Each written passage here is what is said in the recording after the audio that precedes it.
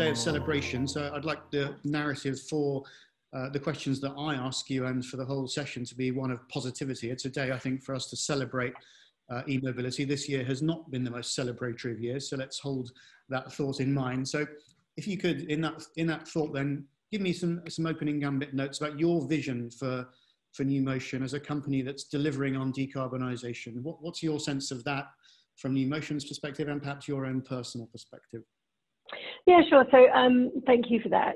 So I don't know how much the audience know about NewMotion. So just a little bit of background. So for those who don't know, NewMotion is a Shell group company, and Shell set itself an ambition to become a net zero emissions energy business by 2050 or sooner if possible. And as part of that drive have been making investments and changes to the overall portfolio. And so they bought NewMotion in 2017. And I guess our role in the portfolio, if you like, our mission is to kind of collaborate in enabling as people to travel as many kilometers as possible, powered by clean energy. So that's our kind of raison d'etre. That's why we exist, and everything that we do is kind of geared towards that. So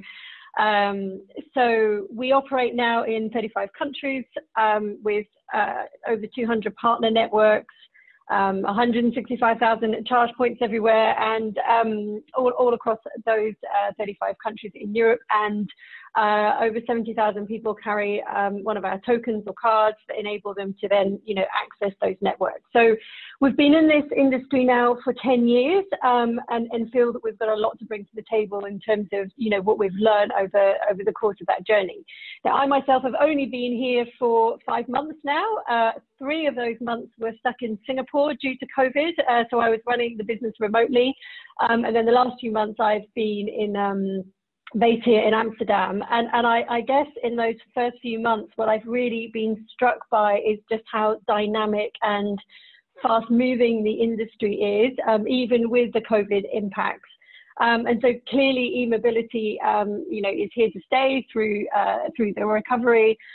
Clearly the number of EVs and the number of people making that pledge to transition to EV in the future is growing exponentially. So hugely exciting industry to be a part of. And I guess when you asked the question about our vision, so I've explained what our purpose is, our reason for being is. But in terms of our vision, there's probably 2 parts to it.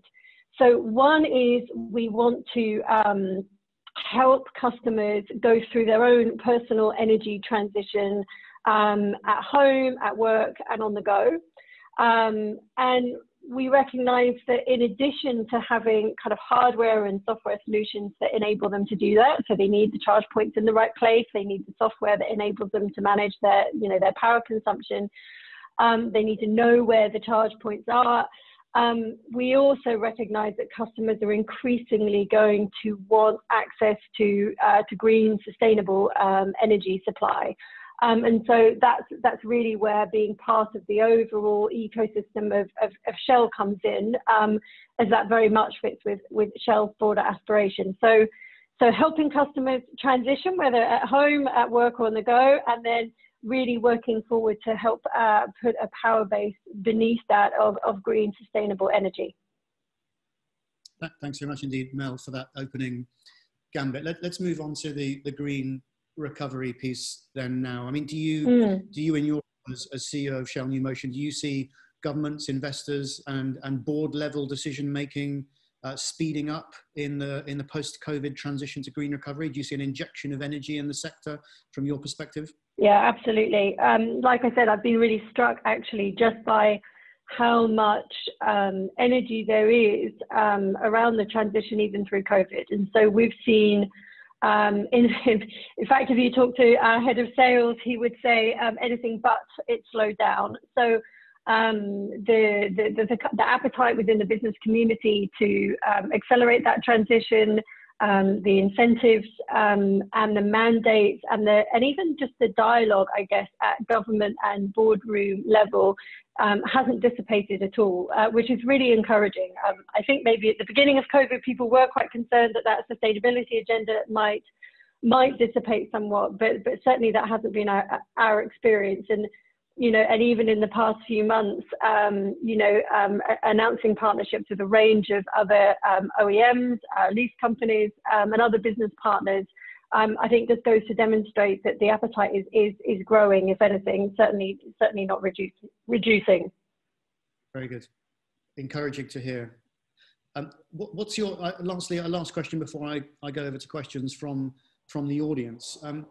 Do you personally see electrification as happening more quickly than many of the analysts predict? Do you see a tipping point? There have been some interesting numbers published over the last few weeks with the take-up of electric vehicles. What's your sense of that trajectory for the take-up of EVs? Yeah, certainly, and I think our view would be that tipping point is imminent, and what comes with that tipping point is obviously scale. And as you get scale, a lot of the pieces of the kind of the value chain, I think, that need to be in place, become more urgent, but also the incentives are there to make sure it happens. So things like, for example, as we were just talking about before, the access to a broader network. So yes, I mean, it is great that everybody is in the UK is only 25 miles from a fast charger, but if you look at the infrastructure that's needed over the next few years, by 2030, I think the estimate is we need 3 million charge points by 2030, and we've across Europe, and we've only got 185,000 at the moment. So I think that tipping point is coming. But I think with that tipping point comes an urgency around the infrastructure that we need to support that. We know that one of customers' biggest concerns is range anxiety. So in our recent EV driver survey, range anxiety was one of their biggest concerns, and continues to be. So that open access, interoperability that was talked about before, I mean, I think remains really at the forefront of our priority. And I think obviously price still remains a concern for customers, so investing in an EV, but as you see more and more models now coming onto the market, I think with the greater degree of consumer choice and different price points, again, that will also accelerate and move us further towards that tipping point as well. So yeah, I think we're really encouraged by what we see at the moment, and the kind of the coming together of government incentives and mandates, kind of consumer demand, and the increasing investment in infrastructure by companies like NewMotion and Shell, I think create the right environment for that tipping point to happen sooner rather than later. Very good, very encouraging, Mel, very encouraging indeed.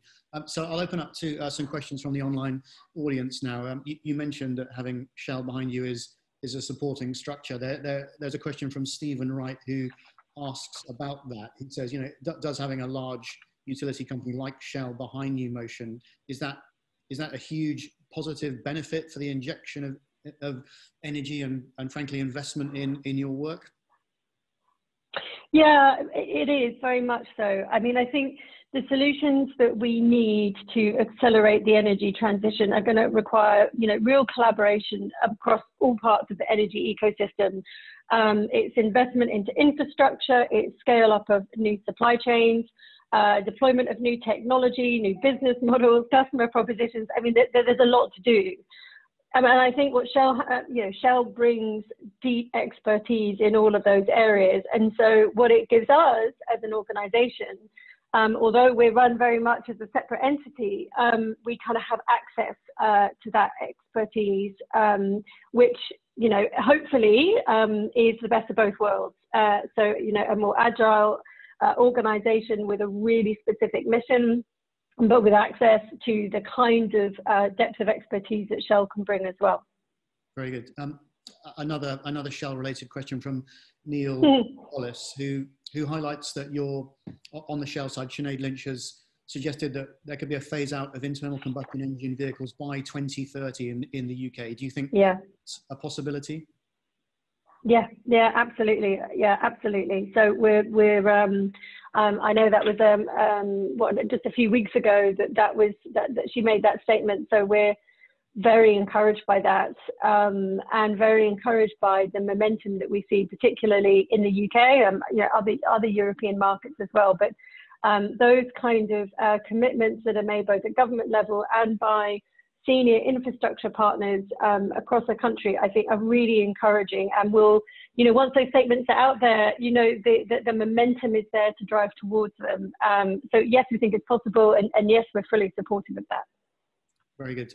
One final question from our online audience, and there have been a number of questions come in, so I have absolutely no chance of going through them all, but there's another interesting question here from Aaron Anand, who says, how is Shell and Shell NewMotion ensuring that green energy is part of your work? Yeah, absolutely. So, I mean, we very much, as a broader Shell entity, I mean, you would have read, we're very supportive of the Paris Agreement and the need to, for society as a whole to transition.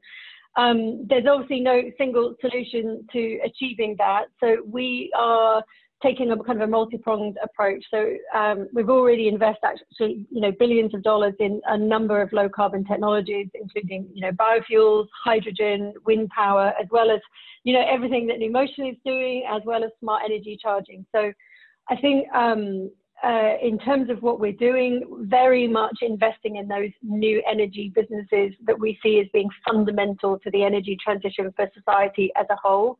For NewMotion in particular, as I said right at the beginning, in terms of our aspirations, one is to create the infrastructure that for people to feel really confident making that switch to an EV. But the other is working with Shell so that we can start to supply green energy. So at the moment, if you charge at one of our network charge points, then we assure that the supply of that energy is from a green energy source. And at the moment, we do that by making sure that